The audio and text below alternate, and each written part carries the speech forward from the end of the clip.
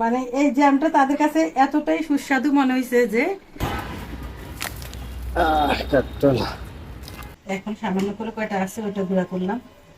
গুঁড়া তো হয় না। আসলে এই পলিথিনটার কারণে গন্ধটা মানে আর থাকবে না মাংস। পুরো তোমাদের কষা দিয়ে কিন্তু বানাই নাই, মানে বানাবো বানাবো বলে অর্ধেক। এই খাসির মাংসতে কিন্তু আদার পরিমাণটা একটু কম দিতে হয়। সেদিন যে জ্যাম বানাইছিলাম, তো জ্যামটা আপনাদেরকে খাইয়া দেখাই নাই। দেখেন কি দেখাবো, তার আগেই শেষ হয়ে গেছে, মানে সব শেষ। তো তারপরে একটু আছে, এখন এই একটুই আপনাদেরকে দেখাই। মানে এটা এতটাই পছন্দ করছে বাচ্চারা, আমার হাজবেন্ড পর্যন্ত পছন্দ করছে, যে কিনা আমার রান্না তেমন একটা সুনাম কয় না কখনোই, কিন্তু সেও এটা পছন্দ করছে যে এত ভালো হয়েছে। এখানে কলা থাকার পরেও আমরা জ্যাম দিয়ে পাউরুটি হ্যাঁ, খাচ্ছি, কারণ জ্যামটা অনেক বেশি জ্যামটা ভালো। কিন্তু অনেক মজা হয়েছে।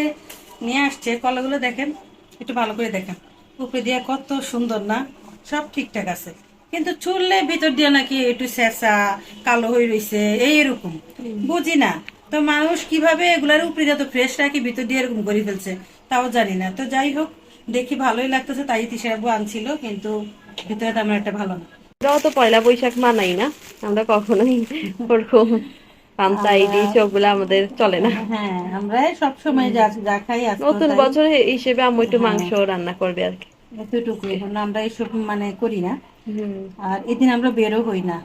তো আমার একদিন একটা ইয়া আছে, খারাপ, হ্যাঁ, হ্যাঁ, খারাপ দিনের ইয়া আছে যে খারাপ অভিজ্ঞতা। অভিজ্ঞতা আর কি। তো ওরা যখন ছোট ছিল, আমার ছেলেরা ছোট ছিল, আর তিশা একটু বড় ছিল, ধরেন তিশা 10-12 বছর বয়স এরকম আর কি। তো আমরা এরকম পয়লা বৈশাখে বেড়াইতে গেছিলাম। তো আমরা কোথায় জানি গেছিলাম, ওইটা ওই যে কি জানি ওই জায়গাটার নাম, প্রোগ্রাম মাঠ। হ্যাঁ, প্রোগ্রাম মাঠ। এই প্রোগ্রাম মাঠে গেছিলাম, ওখানে এত ভিড় ছিল যে তাসিন তখন 2 মাস 3 মাস বয়সের ছিল তাসিন। আর তাসিনকে আমি এভাবে বুকে জড়াই জড়াই তারপরে বাইরে আসছি ওখান থেকে। আমার সামনে একজন লাগিয়ে রয়েছে, আমার পিছনে একজন লাগিয়ে রয়েছে, আমার সাইডে সব মানুষ লাগিয়ে রয়েছে, মানে এত ভিড়, এত ভিড় ছিল। ওই ওখানে আমি পড়েও গেছিলাম, মানে পড়ে আমি প্রায় ট্যাক্সির নিচে চলে যেতেছিলাম, এরকম একটা অবস্থা হয়েছে। এরপর থেকে আমি কোনোদিন আর পয়লা বৈশাখে বের হই না, কোনোদিন না। আমার ছেলে মেয়েও বের হয় না, আমি সেদিন ভুল করছি বের হয়ে। এই আর কি অবস্থা, পয়লা বৈশাখের দিন আমাদের বাংলাদেশে কি অবস্থা হয় এটা তো জানেনি। এই তো, এই যে জ্যাম দেখেন, সুন্দর হয়েছে কালারটা, একদমই মাশাআল্লাহ। মানে জ্যামের মতোই, খেতেও জ্যামের মতো, বুঝতেও পারবেন না যেটা যে তরমুজের মানে ছোকলা দিয়া যে এটা বানাইছি।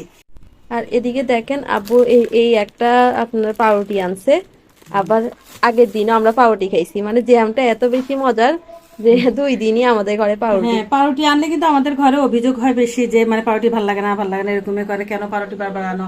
কিন্তু আজ 2 দিন যাবত কিন্তু রেগুলার পাউরুটি আসছে, কারো কোনো অভিযোগ নাই। মানে এই জ্যামটা তাদের কাছে এতটাই সুস্বাদু মনে হয়েছে যে মানে কারো কোনো অভিযোগ আম্মু নাই। তো বলে যে আবার তরমুজ আনলে পুরা সব পুরাটা খোসা দিয়ে বানিয়ে হ্যাঁ, রাখে। আমার এখন আফসোস হতেছে, যেগুলো আমি মানে পুরো তরমুজের খোসা দিয়ে কিন্তু বানাই নাই, মানে বানাবো বানাবো বলে অর্ধেকটা তরমুজের খোসা আমরা ফালাই দিছি। ও বাচ্চারা একটু কামড়া টামড়া খাইছে, ওগুলো আমার নিতে ইচ্ছা করে নাই, তা আমি নেই নাই। যেগুলো ছুরি দিয়ে কাটছি ওগুলাই নিছি। তো এই জন্য আমার আর পুরাটা নেওয়া হয়নি।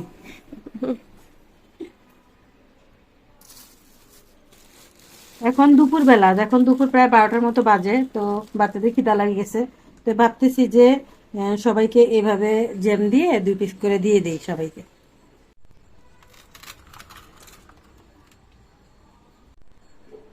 জ্যামটা কেমন ছিল?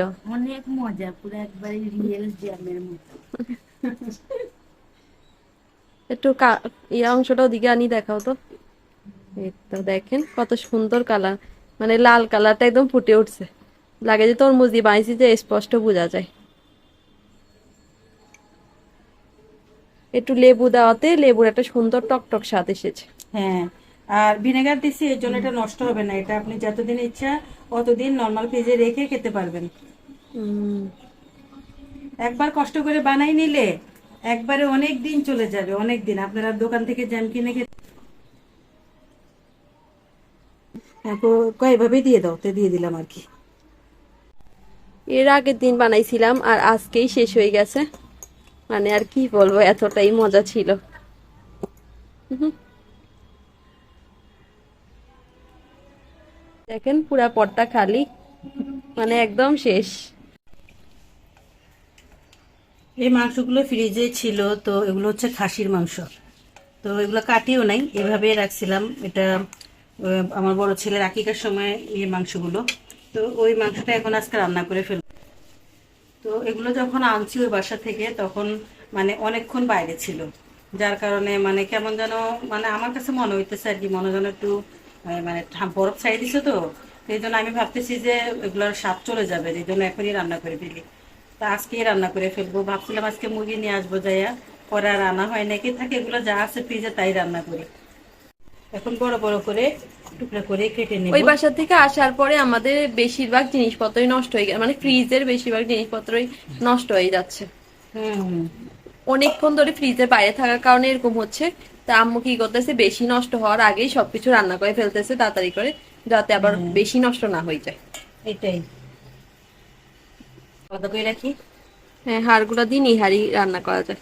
না নিহারি রানবো না, হাড়গুলো দিয়া ওই চনার ডাল দিয়ে রানলে অনেক মজা হয়। চনার ডাল? হ্যাঁ, এখানে অনেকগুলো হাড় আছে, তো এই হাড়গুলো আমি আলাদা করে রাখবো, চনার ডাল দিয়ে রান্না করবো। চনার ডাল দিয়ে এই খাসির মাথা অথবা হাড়গুড় দিয়ে রান্না করলে খুব মজা হয়। আগে থেকেই বেশিরভাগটা কেটে রাখছে আম্মু, আর এখনো হালকা পাতলা একটু কাট করে নিচ্ছ না আম্মু? হ্যাঁ, হালকা করে কাট করে নিচ্ছি। আজকে আলু দিব? দাও। আলু ছাড়া তো তোমরা চলে না। আমি ভাবছি আর আজকে বলবো যে আলু দিতে না। কেন বলবো, এটা আলু অনেক পছন্দ। আলু প্রেমী মানুষগুলো এরকমই, যে কোনো সাথে কিছুর সাথে আলু আলু, কিন্তু আলু ছাড়া কোনো কথা নেই। এই বাসায় আসি পর্যন্ত অনেক বাতাস এই বাসায়, কারণ ওই দূরে যে গাছপালাগুলো আছে ওখান থেকে অনেক বেশি বাতাস আসে। কতবার আম্মু যেভাবে খাসির মাংসটা রান্না করেছিল ওইভাবে এক ফোঁটা গন্ধও লাগেনি, মানে মাংসতে কোনো গন্ধই ছিল না। তো এই জন্য ওই প্রসেসিংটা আপনাদের সাথে আম্মু ভাবছে শেয়ার করি, মানে কিভাবে আম্মু খাসির মাংস রান্না করে, যে এক ফোঁটা গন্ধও থাকে না। আমি প্রথমে তেলটা গরম করে নিছি, তো এখন মাংসগুলো দিয়ে দিচ্ছি। এটা হয়তো একটু মানে অন্যরকম লাগবে, কি রে কি করতেছে, আসলে এই প্রসেসিংটার কারণে গন্ধটা মানে আর থাকবে না মাংস। খাসির মাংস কিন্তু সব মাংসের মতো না, একটু আলাদা। এই আলাদাতে তো এই জন্য রান্নাটাও ঠিক আলাদাই হয়। রান্নাটা গরুর মাংসের মতো একদম চট করে করা যায় না। এখন আমি এই মাংসগুলোকে ভালো করে এখানে ভেজে নেব, একদম ভালো করে ভেজে নেব পানি শুকানো পর্যন্ত। এখানে আম্মু পেঁয়াজ রসুন নিয়ে নিয়েছে, আর রসুন গুলাকে একটু থেতলে নিবে আমল দিস্তা। আম্মু আবার থেতলে নেওয়া রসুন তো বেশি পছন্দ করে, আপনারা জানেন। হ্যাঁ, আর তাছাড়া খাসি মাংস রান্না করার সময় আমি বেশিরভাগ সময় এই রসুনটাকে একটু এই যে থেতলেই দিই, মানে একদম মিহি করে বাটা তেমন একটা দিই না, আর নতুন রসুনটা দেওয়ার চেষ্টা করি। একটু গোটা মশলাগুলো এখন দিয়ে দিচ্ছি। গোটা মশলাগুলো এই লগে থাকলে মানে একটু গ্রামটা আস্তে আস্তে মানে মশলার মতো গ্রাম হয়ে যাবে। তো এখানে রসুন থেতো করে নিছি, আর এটা হচ্ছে পেঁয়াজ কলি আর কাঁচামরিচ, আর এটা হচ্ছে যে পেঁয়াজ কুচি, আর এখানে হচ্ছে কাঁচামরিচ রে থেতলাই নিছি। আমার দেখেন একদম মানে তেলের মধ্যে ফ্রাই হয়ে গেছে মাংসটা, একদম এক ফোঁটা গন্ধ নাই এখন আর। আর মশলাটা মানে মশলাটা সব ফ্রাই হওয়াতে সুন্দর একটা ফ্লেভার আসতেছে। দিয়ে দিলাম রসুন, থেতো করা রসুন দিয়ে দিলাম, আর তারপরে তো এগুলো দিয়ে দিলাম। যত রকমের মশলা আছে এখন মশলাগুলো দিয়ে দিব,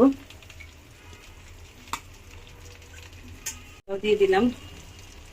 এই খাসির মাংসতে কিন্তু আদার পরিমাণটা একটু কম দিতে হয়, হ্যাঁ, তাহলে ভালো লাগে না খেতে, না হলে।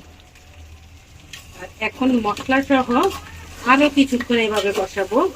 আর এখন কিন্তু হলুদ দিব না, আগে এই মশলাটা ভালো করে কষাবো, যখন একদম কষে আসবে তারপর আবার গুঁড়া মশলাগুলো দিব।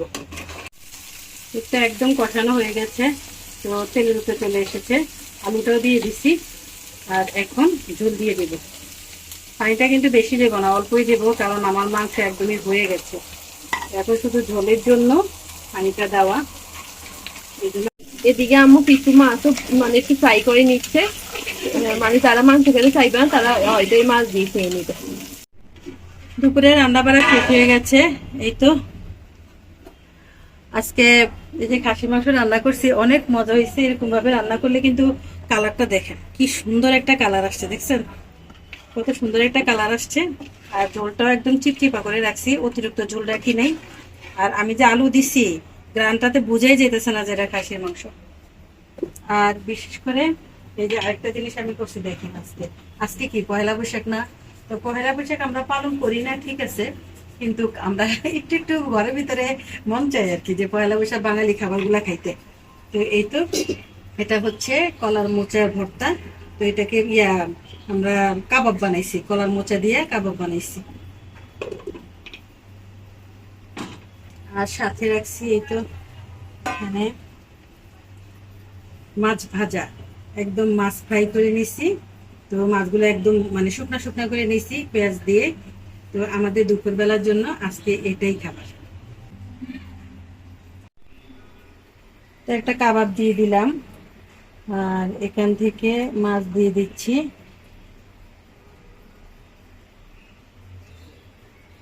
ভাবছিলাম তুমি ধরতে পারবা না, কিন্তু ধরে ফেলছো। হ্যাঁ, ওরা আমার চুলাটা নিবেতে অনেক দেরি করে ফেলছে, আমি গোসলখানায় ছিলাম। তো বলছি আরো আগে নিবে, আমার কাবাব গুলো দেখেন পড়ে ফেলছে ওরা। হ্যাঁ দিয়ে দাও। আচ্ছা, তো এটা কিন্তু খাসির মাংস, বুঝছো, এখানে হাড় গোড় সহই মাংস। তুমি কিন্তু কইতে পারবা না যে আমি হাড় হাড় খাবো না। আমি তো হাত দিয়ে খাই, এটা আমার পছন্দ। আচ্ছা ঠিক আছে। তো আবার আমের জেলি বানাবো। সেদিন তো তরমুজের জেলি কিন্তু বানাইছি, মিষ্টি না এই জেলিটা। অনেক মজাই হয়েছে, কিন্তু আজকে আবার আমের জেলি বানাবো। আমের জেলি এটা মিষ্টি না। মিষ্টি না, তবে মিষ্টি টক ঝাল সবকিছুই আছে। হুম। দুইটা আম বাঁচি ছিল ঘরে, ওই দুইটা আম দিয়ে বানাবে। মানে দেখবো আজকে মজা হয় নাকি, মজা হইলে আমি বেশি করে বানাবো। মজা অবশ্যই হবে, কারণ যেহেতু এটা আম বলে কথা, কাঁচা আমের আমরা তো এখন জেলি বলি এটা, তবে আমাদের দাদিরা যেটা বানাতো মানে আমশির মতো করে, সেটা একটু আর কি শুকনা, কিন্তু আমরা বানাবো যে আচারের মতো করে ভিজা, জেলির মতো আর কি। তো অনেক মজা হয়, অনেক মজা হয়, অনেক বানাইলে বুঝতে পারবো। এই সবগুলো আমকে আম্মু এখন সিদ্ধ বসিয়ে দিবে হুম। হালকা পানি দিয়ে। হ্যাঁ, হালকা পানি দিয়ে সিদ্ধ বসিয়ে দেবো। অনেকে স্টিমার করে, কিন্তু আমার স্টিমারটা এখন মানে আমার হাতের কাছে নাই, এই জন্যই। পাঁচফোড়ন গুঁড়ো করে নিচ্ছি। তো পাঁচফোড়ন গুঁড়া ছিল, তো ওগুলো আবার একটা কাজে ব্যবহার করে ফেলছি। এখন সামান্য করে কয়টা আছে ওটা গুঁড়া করলাম। গুঁড়ো তো হয় না, আমার ব্লান্ডার মেশিনটা একদম দুর্বল হয়ে গেছে। এই যে পুরোপুরি মিক্কিন হয় নাই, পুরোপুরি মিক্কিন হয় নাই, অল্প মিক্কিন হয়েছে, আর একটু দেওয়া দরকার না? হ্যাঁ, এটা পারফেক্ট একদম মিহি হইতে হবে।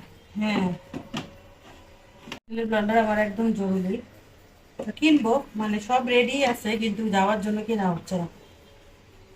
আমটা দেখেন সিদ্ধ হয়ে কত কম হয়ে গেছে, কতগুলো আম নিছিলাম কিন্তু অল্প একটু হয়েছে। আম্মু চাটনি বানানো শেষ। অনেক সুন্দর হয়েছে মাশাআল্লাহ, মানে অনেকগুলো হয়েছে, তবে তারপরও এটা মানে ভরতে পারি নাই। এই যে তো বানানো শেষ হয়ে গেছে চাটনি। আর এটা কিন্তু রুটি পরোটা সবকিছু দিয়ে খেতে অনেক মজা লাগবে। কালকে সকালে যখন রুটি বানাবো, তখন এই মানে পরোটা বানাবো, পরোটা বানিয়ে এটা দিয়ে খেয়ে দেখাবো আপনাদেরকে কেমন লাগে। তিশার আম্মুর জন্য এই কেলা কচু শাক, অনেক গাছের উপরে কেলা কচু শাক। আর আমি যদি নিচের গুলা পাই, তাহলে নিচের গুলা নিয়ে নেব। এই জন্য তিশার আম্মু অনেকদিন ধরে আমার কেলা কচু শাকের কথা বলতেছে। এই যে কেলা কচু শাক, পুরা গাছ ভর্তি কেলা কচু শাক। শহরের বাড়িতে থাইকা দেখাটা অনেক সুন্দর। কেলা কচু শাক এটা অনেক পুরানা গাছ, বোঝা যায়। কেলা কচু শাকের আইডিয়া বোঝা যায়, অনেক পুরানা গাছ। ছোট ছোট পাতা, নিচে অবশ্যই বড় বড় পাতা আছে। নিচের গুলা নিয়ে দিব, উপরের গুলা দেখেছি। এটা ওষুধি গাছ, খুব সুন্দর একটা ওষুধি গাছ। কিসের আমুর জন্য আমি কাটল পাটতে উঠতেছি। কাটলে বোতা খাইবে, পাচন পাহাড়ে বাড়িতে আছে।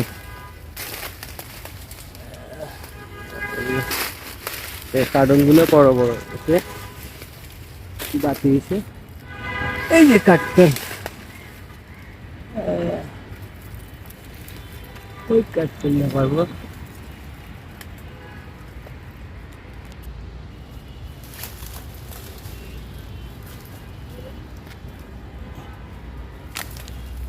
ট্রাক্টর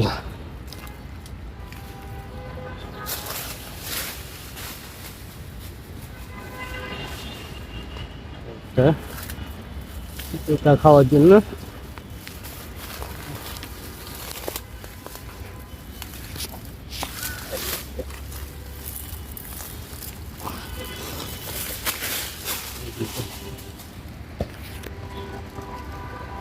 ঠিক আছে।